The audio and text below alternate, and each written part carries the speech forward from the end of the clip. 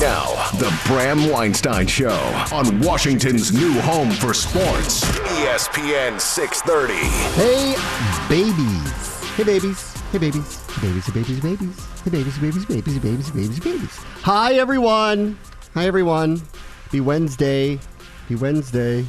I've been told by friends and family that I might have to get new sunglasses. New sunglasses? That I'm posting too much with these particular sunglasses. All right, hold on. I need to. I don't really pay attention to the sunglasses part of your wardrobe. I know. So give me a second. I'll pull up your old Instagram here. So I don't post a lot, but I've posted recently more often when we've been at things at training camp, and I'm wearing sunglasses because it's baking us. Sunny. Yeah. Yeah, it's sunny out there and hot. Today was actually not as bad as it's been the last few days, and so I've got these kind of oval teardrop Ray-Ban sunglasses that I enjoy very much. They're not aviators, but they're that same aviator shape. Sort of, yeah. That makes sense. Yeah, they're a little different.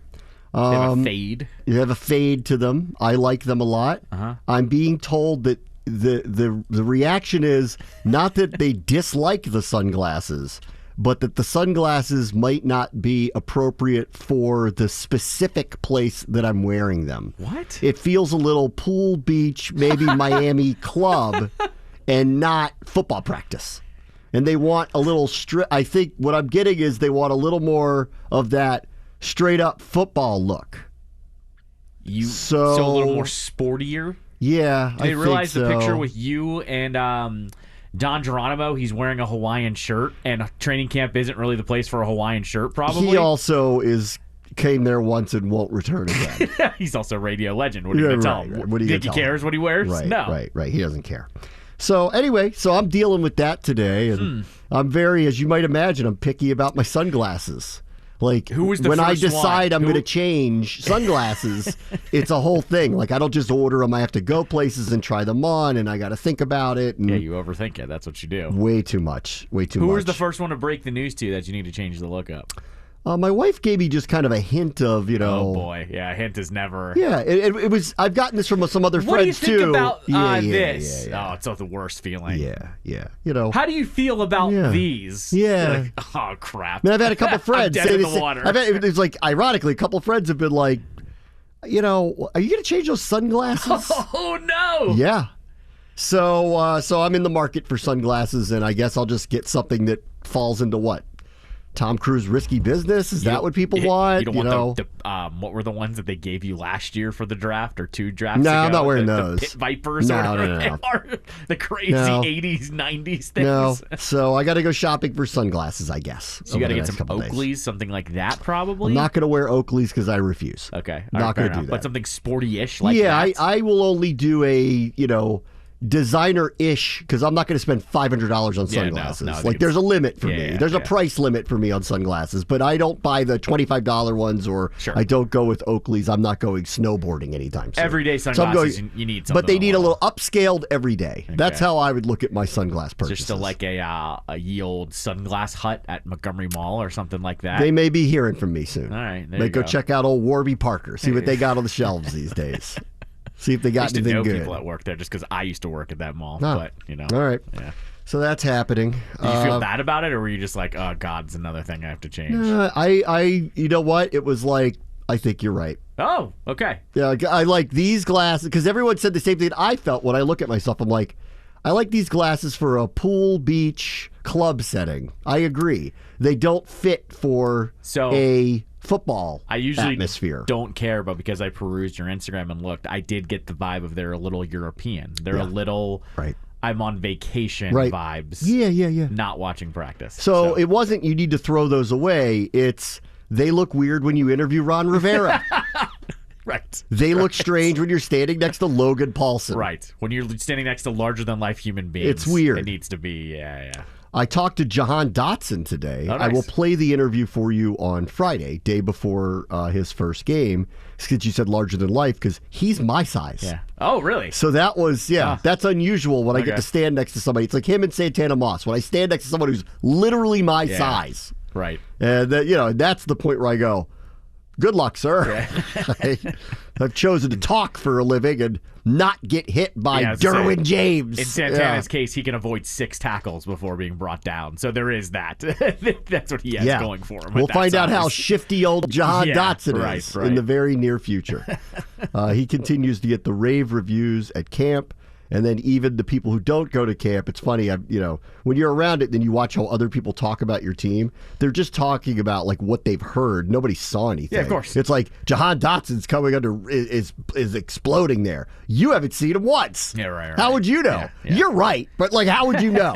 I think it was. How would you know that? I think it was Kime who put it best because somebody was like, "Well, how do we know that he's better than?" Josh Doxson and who's the other? Oh, I think someone even said like AGG or something. He's like, well, he's already shown more than both of those guys ever did on the practice field. Well, I watch him practice every day, and I can tell you right now, those guys didn't look like that. That's right. Yes, exactly. AGG was the epitome of, this is going to take a little while. Yeah, which he was what, a 5th round pick? That makes sense. Diaby Brown last year, I think I said during camp, I went, he looks like a rookie. That might have been who was actually brought up in the discussion. Yeah, no, last year I remember going to practice and going, he looks like a rookie. Yeah. And I wasn't surprised that it didn't hit for him. Right. Things clicked for him, actually, towards the middle of last season. And while he's going to probably feel like a little bit of a forgotten man coming into this year, I wouldn't be surprised if he has a little bit more of an impact, dependent on how many opportunities he gets. How often is he going to get on the field with this receiving core? Like, probably not a ton. Right? How many snaps is he going to get? Yeah. And then of those snaps, how many times is he targeted? Yeah. So he kind of falls into a category of he may get 3 targets a game, maybe. Yep. Right. And hopefully 1 or 2 of them are home runs. But I actually think he's got a better chance to provide those home runs this year because he looks like he's more locked in, has a better sense of how physical the game is. Yeah. And so, so even he's like kind of turned the corner. But for the naysayers of Dotson, come on out and watch him, and you'll see why everybody is saying the things they're saying about him. Of course. And trust me, we're not spinning it. Like, the dude looks good. Like, really, really, really, really good. Okay. Warren Sapp was back again today. Oh, how about that? So I had to go run and interview Dotson. I was going to try to interview him because he was talking to Ben Standig from The Athletic. Yep. And so he was doing an interview with him, and Warren, at least from the last time, will talk to anybody. So I was going to talk to him, and then Dotson became available, so I had to run over and talk to Dotson because it was my window to talk to him. And then when I turned around, Warren was gone. Hopefully he'll come back because I would like to talk to him about what's going on because he said, and I did overhear him, I hope Ben doesn't mind, I overheard him talking to Ben, and Ben was like, are you coaching? Because you're here a lot now. And he definitively said, I'm not coaching, I'm teaching. I don't want to coach. I don't want to put in those hours. He said that last time. Yeah. So it is consistent. He goes, I want to come here and teach and just sprinkle things on them and see what happens. That's a nice life. That would be a nice life if you're allowed to be there. Yeah. And this is now the 3rd day that I've seen him there since training camp began. They obviously have a new defensive line coach, who's been there for a couple of years. So they elevated him. Now Sapp is there. Kerrigan has showed up. Kerrigan is what they're saying, shadowing this group to try to figure out, does he really want to be a coach? Probably secondarily, are these guys going to listen to him? Yeah, right? So what's going on here? Because I've been around a long time. Guys come in for visits for sure. Especially legendary players, of course, are invited in to meet with a unit, talk to them. It's a cool opportunity I'm sure for John Allen, it's a cool opportunity to talk and work with Warren Sapp for a day. Well, it's day 3 of it. It's day 3 of it now. Sure. It's not just like, hey, let me tell you about this crazy story and then, here's what I like about you and let me show you a trick that I used to do. No, we're in day 3 of that. They brought Kerrigan in. What's going on here? Because I've been around long enough to know that coaches don't just let anybody work with their players, especially day after day after day.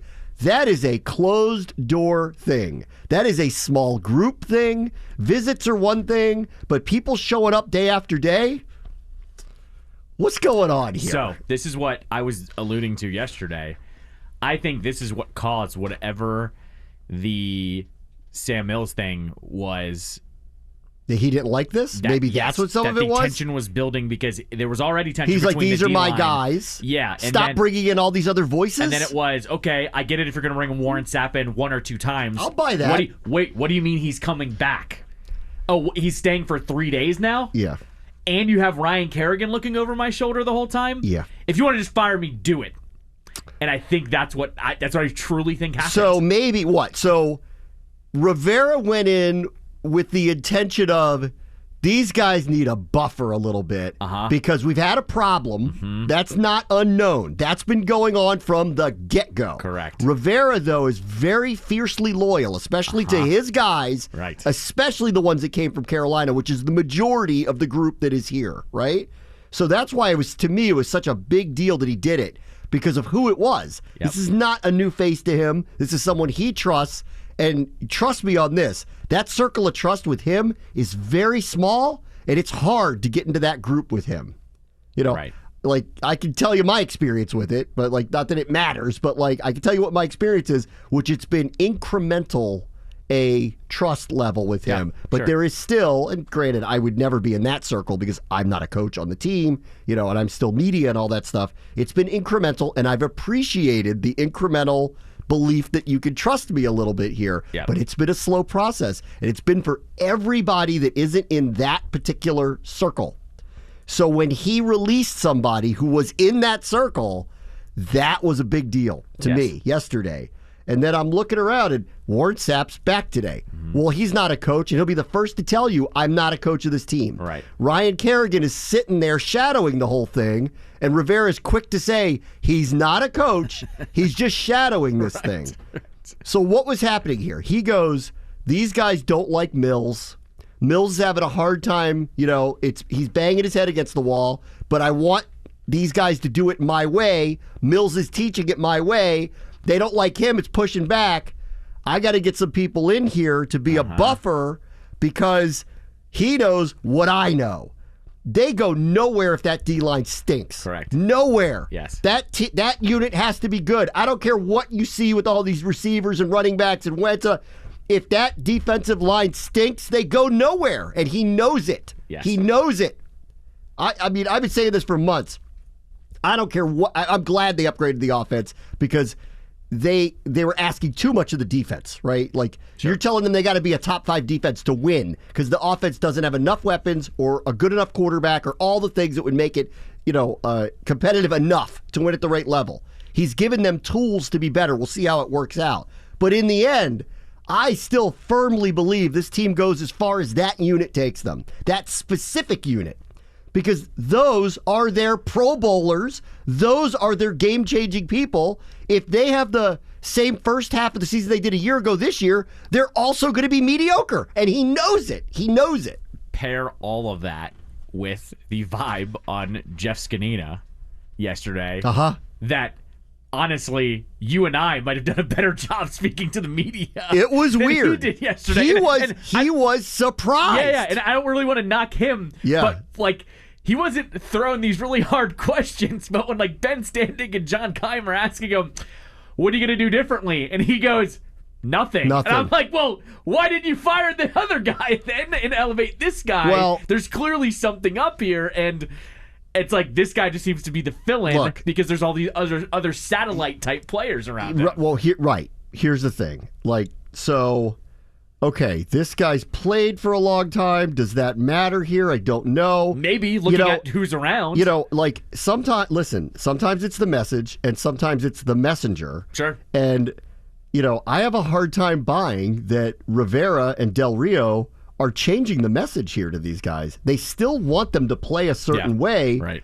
I think all he's saying is the messenger is not getting through to these guys. Yeah, and it's at the point where I'm banging my head against the wall trying to get them to play within the way we want them to play. There's been a lot of pushback. So they've had buffers. Sapp showed up one day. Now he shows up another day. There were meetings with Rivera and Chase Young about how they want him to play as opposed to how he was playing. Remember, we were like, is this a relationship problem? Is it not? I don't know. Right. Young seems to make it sound like it's not. They've had frank conversations. He did everything they've asked him to do. Right. They said the same thing to Sweat. They want him to play a certain way. Yep. They've been upset that they haven't been coordinated. Matt Ioannidis had a problem with the coaching. Didn't like the techniques he was being taught. Was very vocal about that. Right. You know? Right. There were other reasons why he's not here right now. Some of them are just cap things. Some of them are some other stuff that was going on in the building. But, and they weren't going to extend him, and he was making a good amount of money. So there was a lot going on there. But he was one of those that didn't like what was going on, didn't think that fit his game. Mm-hmm. What's up? So, at some point, though, I'm waiting for Rivera to close the doors again because he does that. He is not one to let people peek in. And the fact that Sapp is there now 3 times surprises me, which I think Ben is right to ask him, are you a coach here now? Right. Because it's one thing when you just show up.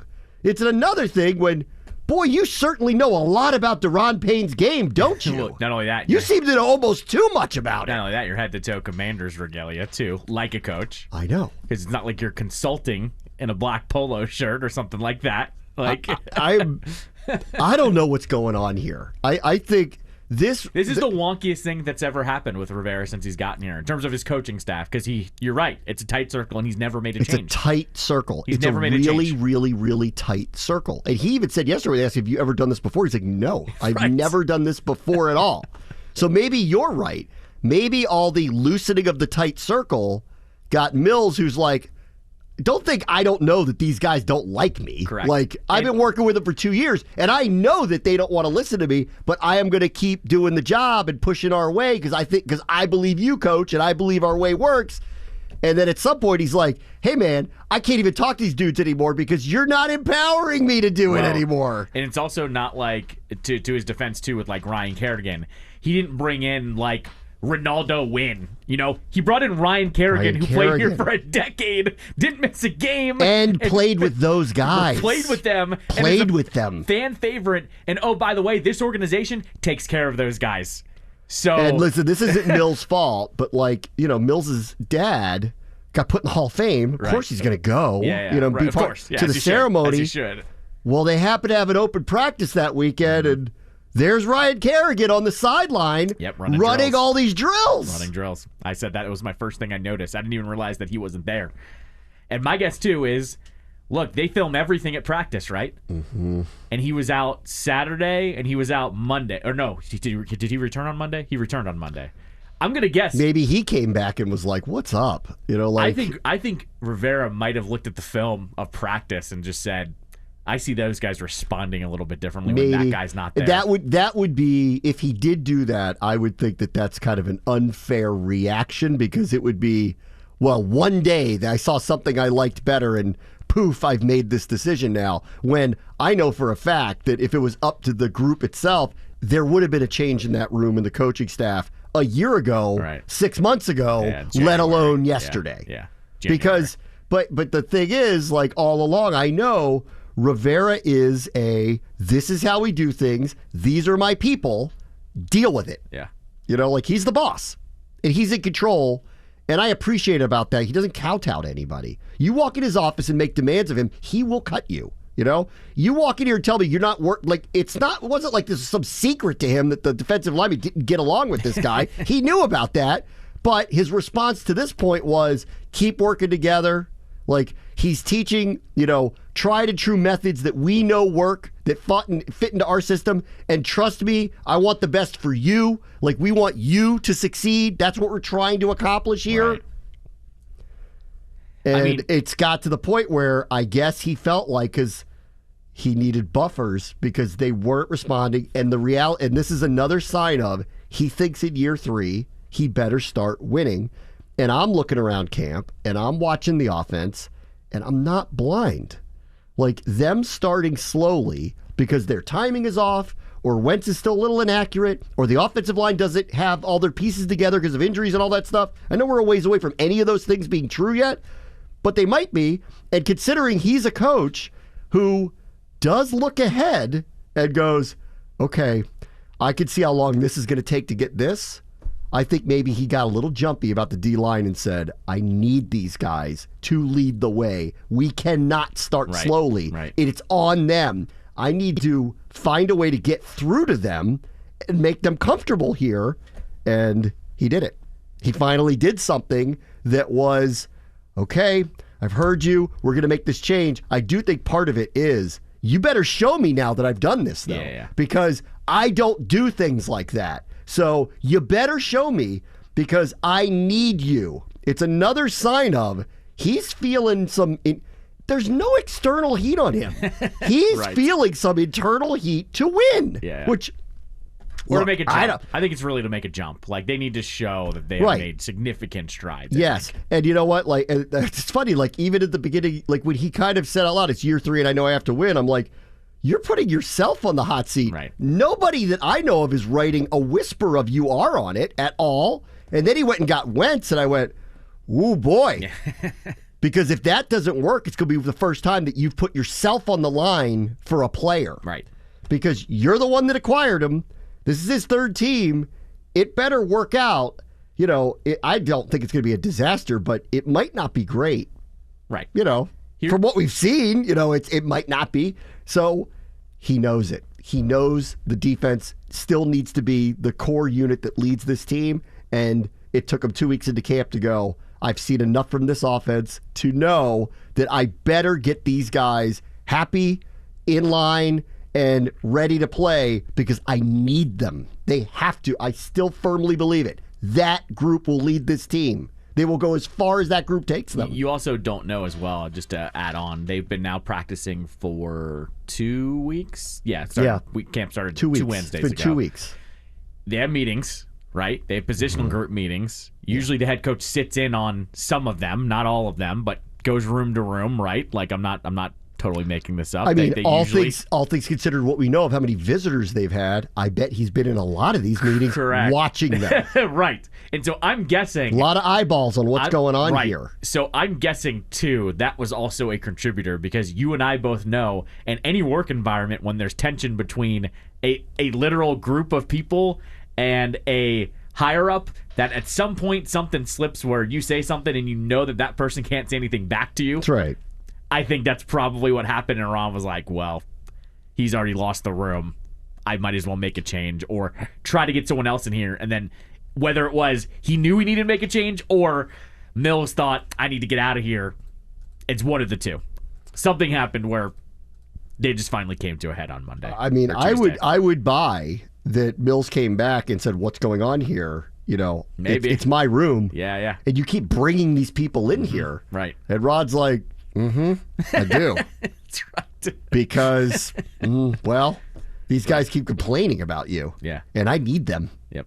I need them. Sorry. I love you, brother, but I need them. And they don't like listening to We've you. invested 4 of the last 5 first-round picks, not this year, but 4 of the first 5-round picks that we've had. They used another defensive lineman in the second round this year. Rounder. Yeah, exactly. This year. They used another large pick.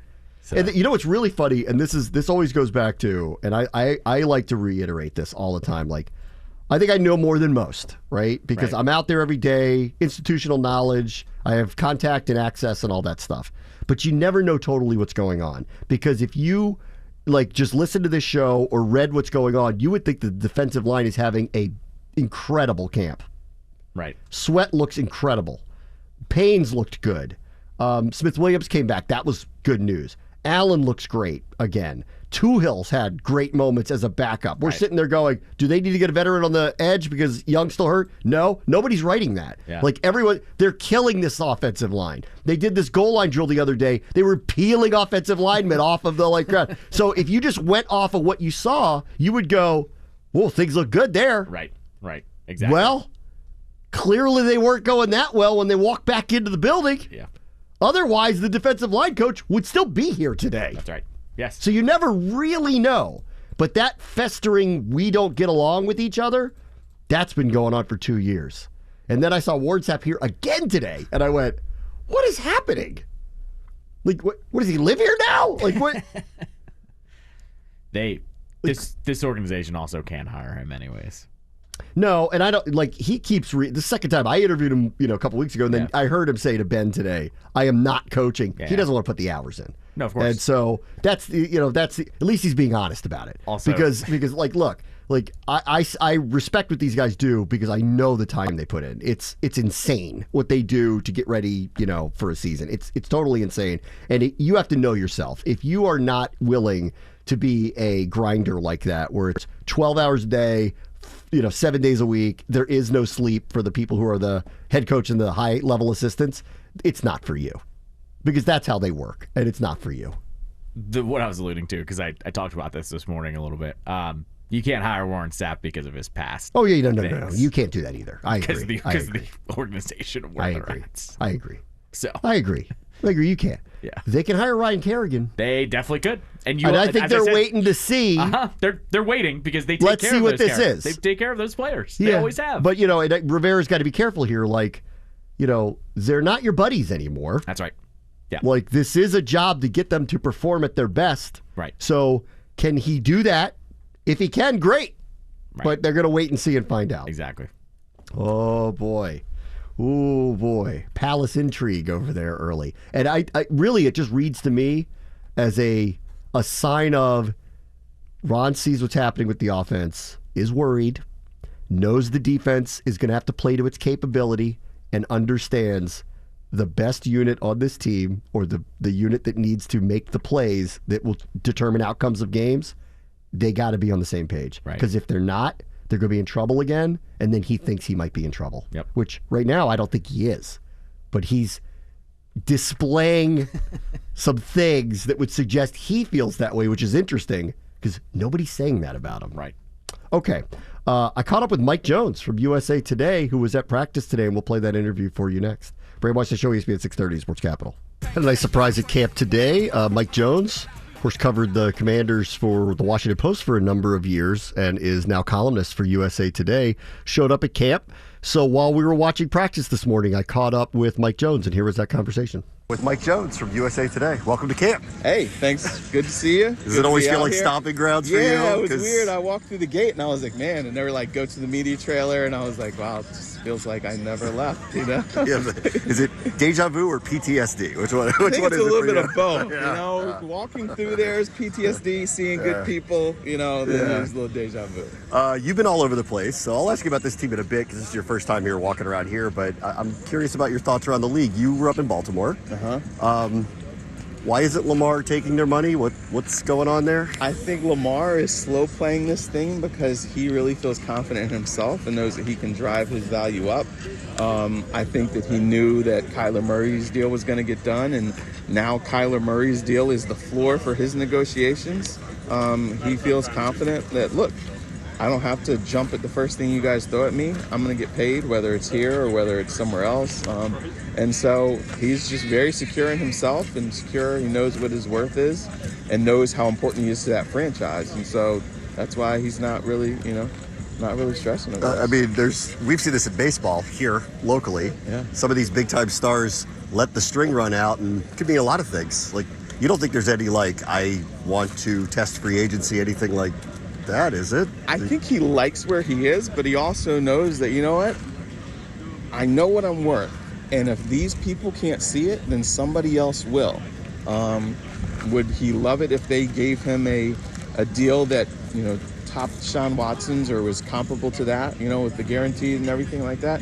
Then probably so. But if they're still dragging their feet, I think that he doesn't really have any problem either getting franchise tagged and, you can look at what it worked for Dak Prescott, it worked for Kirk Cousins, and I think that he feels, the same thing. So I think he wants to be there in Baltimore, but at the same time, he knows it's a business, and we don't know exactly who's in his ear because he doesn't have an agent, but whoever he's got working with him has laid this plan out, and he feels very confident in it. You mentioned Deshaun. Just before we get into the details of it, what do you think is going to happen now that the NFL has actually appealed the decision from a former federal judge? Right. Yeah. Now, and the guy that they designated to be the arbitrator is a guy who's worked with the league on their current personal conduct policy and their diversity committee. So he's got a good relationship with the league. So I think the league is going to get closer to what they want. They get the whole. They wanted an indefinite suspension where after a year he could apply for reinstatement. They don't want anything shorter than a year. Are they going to get that? I don't know. But it definitely will be raised. I wouldn't be surprised if it is a year, but I also wouldn't be surprised if, say, he says 12 games and a, $6, $7, $8 million fine. Something like that. If it's anything above 6, which I think we both know is going to happen, otherwise this process wouldn't continue. Right. Does this end up in court? Yes, I believe that it will. So there's no way it's going to stay at 6. So if it goes to 12 games and a fine, then the NFLPA would definitely take it to court. If it goes to a year, the NFLPA will definitely take it to court. So I think that even when this guy hands down a decision, whether it's the end of this week or whether it's next week, it's not the end yet. Yeah. It's going to, drag out for a while longer. When we were doing your podcast together, you had a number of guests that were with the NFLPA, the president of the NFLPA at the time, or Delmore Smith. Right. And I'm watching this going, what did you negotiate here if you got a neutral arbitrator, but the NFL can then not listen to the neutral arbitrator and technically, and Roger Goodell's not doing this, but technically he could have listened to it and adjudicated it just like it was in the past. Like, do they feel like the rug was pulled out from under them? Like, what's happened here? That's the thing, is like they can fight this thing, but they and not that I'm defending right. Deshaun Watson here, no, because right. I'm not. No, but just for any player in this thing, yes, exactly. Yeah. They can't be they can be upset, but they have themselves to blame that they agreed to this type of setup here. Nobody could have foreseen a case that's just so with a broad number of transgressions like this one right here. So maybe they didn't think it would come to something like this. But yeah, they gave up way too much power. But the players were, I guess they were desperate to get the deal done. They were able to get the dollar figures that they wanted. And so they agreed to concede in some key areas, but now it's kind of looks like it's coming back to bite them a little bit. And I mean, considering how the NFL's reacted to this, clearly they're shocked at the number she came up with. Yeah. And I think largely the public is too, frankly, because I don't know what's right or wrong here. And I've talked to a number of reporters and said, what's the number that would make you feel satisfied that he was punished? And nobody can answer that question because this is such a unique situation with him. That said, I think we all universally agree it felt light, what she came up with. I wasn't very surprised, and I think the NFL was worried. From what I could gather, they were worried going into this thing that she was not going to hand their thing when she lectured them and was critical of their investigation and threw out one of their cases because they didn't even bother interviewing the woman. They went with media reports from the New York Times and Sports Illustrated. Then they got a little nervous that, this might not go our way here. If she had said, 8 games, the NFL might have been able to live with that. If she said 10 games, I think they would have been okay. But because it was 6, and again, no fine or punishment, because the NFL really did not like that his contract was structured so basically it's no financial losses this year. And so that really was another thing that really triggered the league and made them feel like, okay, we're definitely appealing this thing because we have to make sure he gets a heavier punishment. But they have to be mad at Cleveland for that. Yeah, but Cleveland, the thing that's is, not Watson's they fault. signed Cleveland off on the deal, though. That's right. Every contract goes to the NFL for approval, and they approved it. So you can't be mad. You're upset, but why'd you approve it if that was would be the case? You were out in San Francisco. Mm-hmm. What's the early reviews of Trey Lance now that they've turned it over to him? Everybody really likes what they see in Trey Lance, but they are not expecting or asking for perfection.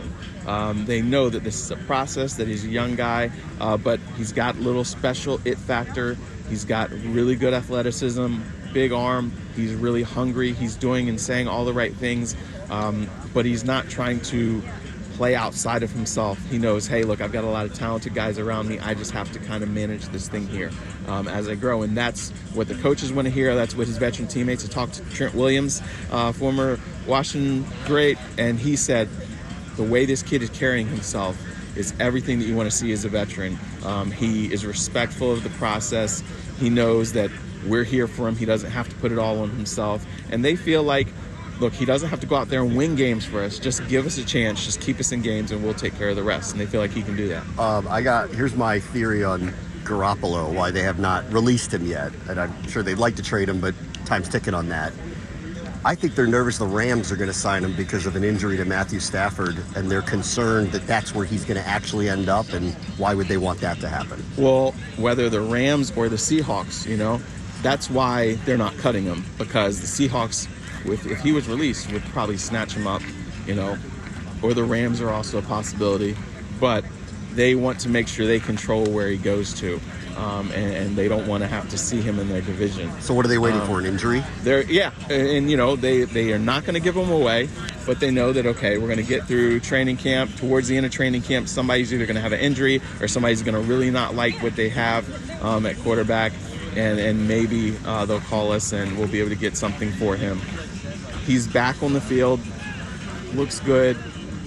They feel like, now, again, he looks good for practicing with a colored jersey on, but once he gets hit, will still be the question. So I think that's why also teams have been hesitant to pay a lot, because he did have surgery on that shoulder, and so there's questions about that as well. So that's why this is a slow process right now. All right, we'll get to this team in the NFC East.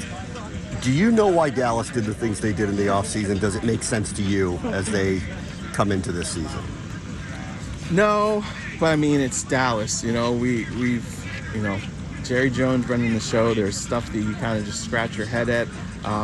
They look weaker to me. They and do. It doesn't make a lot of right. sense, because the window clearly was wide open for them, and they just missed a year ago. That's why I was just about to say I don't see where they got better. And I don't know if they even stayed the same. I agree with you. And so if you're them, there's going to be a lot of pressure on them. There's a lot of pressure on their head coach. They've got to win. The only good thing for them is that every team in the division has questions. There's questions, I don't know about Jalen Hurts. I know the Eagles have talent at a lot of spots, but he's a big question mark. Obviously, the Giants, big question marks at quarterback position. And this team right here. I'm nervous about Hurts. I'll tell you, from the perspective of, covering this team, what I'm nervous about is I have seen him get a lot better. Like, when he first started playing, I'm like, that guy, he'll never be accurate. I'm not concerned about it. He's a great athlete, but come on, you have to do certain things at a certain level. I've seen him improve, and I don't know that he's on that Josh Allen trajectory, but I'm concerned he might be. I don't know if he can ascend that high. I think he can be good. I just don't know if he can be good in consistent stretches. It might be where you see him a couple weeks really hot and then gets kind of cold, kind of up and down. But he can hurt you in a number of ways. If he does put it all together, then you got to be worried. But again, I don't know if I got to see it. I got to see it before I can feel confident that he can put it together and really take a big leap like that. All right, let me get a general national reaction to a thing that happened yesterday, then I'll get your thoughts on the team. They fired their D-line coach in the middle of training camp. Right. We all know that the core of this team and the assets are in the D-line. Right. What's just your general, watching happening from afar, what's your just general reaction to something like that happening in the middle of camp? Yeah, I checked with the number of people, and nobody could recall seeing something like that happen, the timing of it. But, as Ron said, and then I talked to some other people who said, performance-based, they've got a lot tied up in that defensive line, and things just were not clicking and progressing to where they wanted to see it, and they felt like, we can't continue to wait. We got to do this now. Now, I mean, it's definitely curious, and you wonder, okay, will a change right now do anything? Was it too late? I don't know, but he didn't feel like he could continue to go into the season rolling the dice like that. So it's going to be interesting to see. Okay. What are your questions about this team as they enter the season? What do you want to see from them? Really consistency, and then the quarterback position is the big question mark. I do know that Frank Reich would not have gotten rid of Carson Wentz based off of last season. Jim Irsay pushed for that, and Frank Reich felt that he could have built and continued to progress. So it'll be interesting to see if Scott Turner is able to help him get comfortable. They can play to his strengths and get the most out of him, help him. I don't know if he's going to get back to where he was with the Eagles when he was an MVP candidate before he got hurt. But I'm just real curious there, because they were in some close games last year. Turnovers hurt them. He does seem to do a better job of taking care of the football than what Heineke did. He's a bigger guy. We'll see. They have weapons around him. There's no excuse as far as, what he's got to work with. And then just, again, the one question on defense I have would be their secondary. Yeah, I think the most interesting thing about Wentz is he got run out of Indianapolis, I think, for a lot of reasons, and not just because of play, but probably started with decision not to get the vaccine, and there was a lot of things that were happening in the summer there, whatever. Now that he's here, it's a third year for Rivera. Mm-hmm. He's in his third team in a year. Right. And it's almost as if something needs to click immediately, right, or there's going to be a lot of questions. Yeah. And yet, if you want to be fair to both of them, well, shouldn't they be given a year or two at least, right, to try to figure it out? And I don't know that the situation dictates that that's going to be allowed. So yeah. we'll see. Well, I mean, that's what we see a lot of times where it's like, man, like they deserved more time, but doesn't mean that you're going to get it. So we're going to see. Like you said, they don't have time for this to like really struggle and kind of slowly go through growing pains. Oh, it he can't needs struggle. to play well. It's got to be at least all right. Right. Yeah, it's got to at least be all right. You got to be in the thick of things in the division. Right. They can't be in the basement here. They've got to put wins together. Mike, it was great seeing you. Thank you. All right, man. Good to see you too. All right, it's Mike Jones. All right, we'll take a quick break. We'll be right back. Bram Weinstein Show, ESPN 630, the Sports Capital. You want to play hooky with us next week? Enter for your chance to win 2 tickets to see the Baltimore Orioles take on the Chicago Cubs next Thursday, August 18th. First pitch is at 3:05 at Camden Yards. Because it's at 3:05, we don't have a show, and Callow and I are going. So come with us. All you have to do is text us at 1-833-ESPN 630. That's 1-833-ESPN 630. And you got to bring in today's keyword, which is beer. Beer, hon. Not Natty Bo. Beer, hon. Beer. And you got to put your name and email too, because we got to know who you are. Got to contact you. Yeah, Dave and John won yesterday. See you at the game next week. Those were our 2 winners. Standard messaging and data rates apply.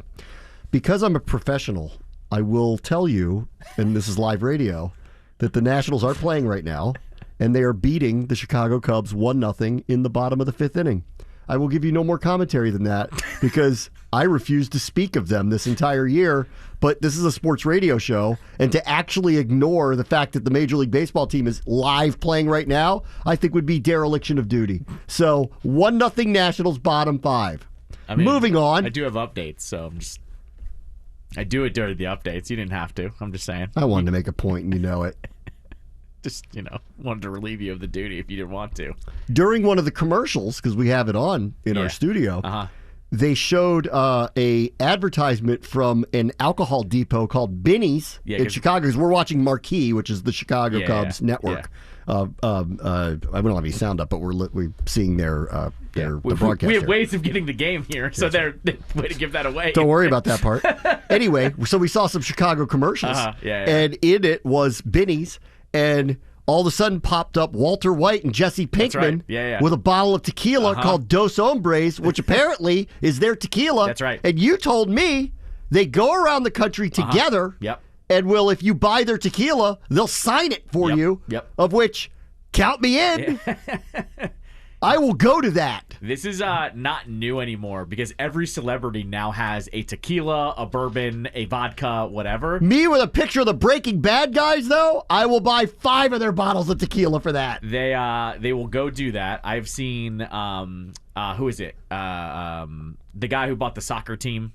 Ryan Reynolds. He has a gin company. So Aviation Ryan Reynolds. Gin. Well, actually, I saw they did this at Total Wine a couple months ago. He just showed up and wanted to see what his gin display looked like. And did the same thing. Just started signing the bottles. Signing the bottles? Because it's his company, so who cares? Let's go. I've seen Thomas Rhett, the country singer. I mean, here's the reality. I'm going to buy 2 bottles then because I'm never drinking the one that you signed. That's right. Yes. You'd have to be a full-on alcoholic to look at that and go, fine, I'll drink it. No, that's going up on the Zoom room to be on display. The Breaking Bad guy signed my bottle of tequila. Right. The other one that I was going to say was Thomas Rhett, the country singer, because he's touring, just shows up wherever he's playing and starts signing his bottles. He owns Dos Primos. That's another tequila. And he'll just show up and start signing the bottles. I think it's an amazing bit. I think it's a great bit. Could you and I have work with Green Hat or something locally and get our own bottle of gin and start signing that? I think that'd be pretty cool. If people show up.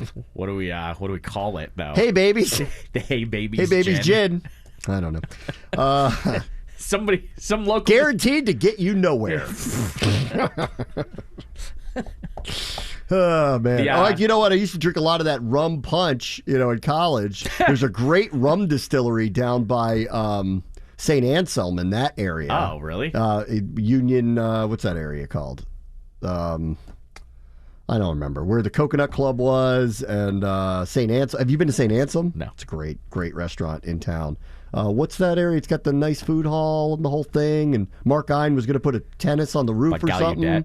Yeah, down in that area. That would be, I don't know. There's no name on here. Noma, that area. Yeah, Noma. Yeah, that sounds about right. All right, whatever. Anyway, there's a good rum distillery place down there. They make their own rum. And if you go into the place, they give you a drink with like a sparkling beverage with the rum. It's amazing.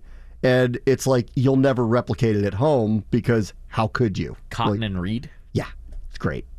Terrific. That actually looks like a solid spot. I enjoy getting a drink there. Got it. Great place. Okay. And if you guys find out that Dos Hombres is showing up here with the Breaking Bad guys, I want in. I will buy bottles of tequila and have them sign it, please. Got it. And I want a picture with those guys. Bad. And I want to record Jesse Pinkman yelling bitch at some point. I do. Badly. I actually saw somebody recording guy who plays Walter White. His name is escaping me right now. And his name's escaping me too. He's a very famous actor. Yeah, yes. Hold, please. Somebody said, hey, can you say hi to my two brothers and my sister? Brian Cranston. Yes, there you go. Yeah. And it was like, hey, can you say hi to Bram, Mike, and Amanda? And he's like, are you recording? And he's like, no, I will not say hi to Bram, Mike, and Amanda. Jesus, get out of my face. And then he just kept walking. I like that. Good bit. That is a good bit. Yeah. All right, let's see. Sportsland update Deshaun Watson. PFT puts out earlier today, we raised the possibility of appeals officer Peter Harvey ruling in the next 2 days that Browns quarterback Deshaun Watson will be suspended for a full year. Has he even heard the evidence? They brought in the ringer. What, did he carry a guillotine with him into the hearing room? Guy's former attorney general in New Jersey. Yeah. I'm sure he's like, what do you need me to take care of, Raj? I'll take care of that for you real quick. No, Get the notary in here. No, You're going to jail forever. You need a good Stamp. You need a Goodfellas Sopranos accent. New Jersey attorney general. Oh yeah. What's Sue say? Yeah. Hey, Raj. That's right. What's he doing? What? Massages? Yeah. How many massages? How many? 50? 50. A year. Yeah. That's it. That was the meeting. 5 seconds. So he just whispered in someone's ear, and then something happens. Wait, he's going. Sue gave him what? 6 games? No. Let me read this again. Peter Harvey's going to rule in the next 2 days, they believe, and he's probably going to get suspended for a year. Okay. That Sue Robinson thing took weeks. Remember? they had a whole trial, a jury. Like it might as well have been a jury trial. And we were like, remember, it went weeks. We were like, when is she going to say something? Right. Exactly. This guy swoops in, finds out he's doing the appeal. 1 day later, he's like, gotcha. Yeah. Right. Exactly. Let's see. Yes, the NFL has asked for a 1-year suspension starting now. If implemented before Friday night, this would keep Watson off the field for the preseason against the Jaguars. Not that the Browns were necessarily going to play him, but still. Right. And no, the NFL Players Association has not ruled out the possibility of that happening. One source with knowledge of the union's thinking is we're ready if he does, which is start the suspension literally right now. Let's see. Today, tomorrow, Friday, Harvey can issue a ruling. Watson would be barred from playing. If the union plans to try to fight that decision in court, the league may be tempted to wait as long as possible, thereby limiting the amount of time that the union has to launch a counter aimed at getting Watson on the field for the balance of the preseason. Do the Browns really care? Right, that's what I was going to say. If he plays in the preseason? The league does not, this is PFT suggesting this. The league does not want to see him in an NFL uniform on an NFL field. I don't blame him. Yeah, exactly. Then he goes, and then he writes, and since they're pretty good at getting what they want, it makes sense to believe that if they don't want Watson in the building in Jacksonville on Friday night, he won't be. Right. Exactly. So they brought in the hammer to make a very quick verdict, which is going to be the verdict that the NFL is looking for, unless the Watson camp can come to a quick conclusion with this, which goes back to, I can't believe the NFLPA, not that I'm defending Watson at all, I can't believe they let this happen. Correct. They negotiated this. They got the neutral arbitrator. The neutral arbitrator says this, and they can call some other guy, some AG from Jersey. They call him up and say, put a hit out on the guy. And he does. And there's nothing they can do about it. Well, as I said, too, Sue Robinson, check her bank accounts because 6 games for what she called terrible behavior. Well, yesterday Goodell's thing was she agreed with all the evidence. She said it was egregious. Right. Somehow she came down light on the sentence. I don't know why. Correct. That's what I said. Sue. Check the bank accounts there. When they're offering. Check the offshore accounts on that one. They're offering to him 12 games and $10 million, and he says no, and then they get 6 games, no money. How did they know that was going to happen? Right. How did they know that? Right. The NFL thought it was worse than that. Worse than that, they thought it was. And Raj is going. He's like, what? Well, Raj is going. He's only making $1 million this year. Has shown no remorse. Has never apologized. There's nothing to reduce the sentence for. It's funny because I said to Mike Judge, you may have heard it in an interview. I said to him, I'm like, that's the Browns' fault for giving him that. Right. And Mike actually said, well, the NFL agreed to that deal. That's true. No, he's right. They had to approve it. They had to stamp it. Yep. They approved it. Yep. So don't absolve them for letting that happen. They let that happen. Right. All right, let me take a quick break. The latest on Kevin Durant next. Bram Weinstein Show, ESPN 630, Sports Capital.